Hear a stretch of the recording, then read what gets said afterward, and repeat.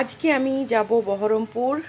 আর বহরমপুর যাওয়ার আগে দেখো ওয়েদারটা দেখো, একদম বৃষ্টি হচ্ছে, কিন্তু আমাকে যেতেই হবে, আজকে কিছু করার নেই।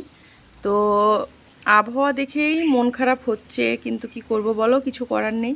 তাই সকাল সকাল ঘুম থেকে আমি রান্না বসিয়ে দিয়েছি। আমি করব ইলিশ মাছের মাথা দিয়ে, দেখো কচুর শাক এখানে আছে, আর এখানে আছে ইলিশ মাছ, এটা আমি পোস্ত দিয়ে রান্না করব। আর এখানে আমি করছি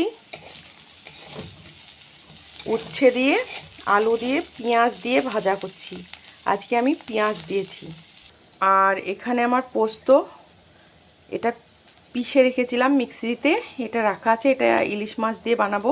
আর এখানে দেখো ভাতও ফুটে গেছে। আজকে আমার ভীষণ তাড়া, কারণ আমাকে 10:30টার মধ্যে বেরিয়ে যেতে হবে।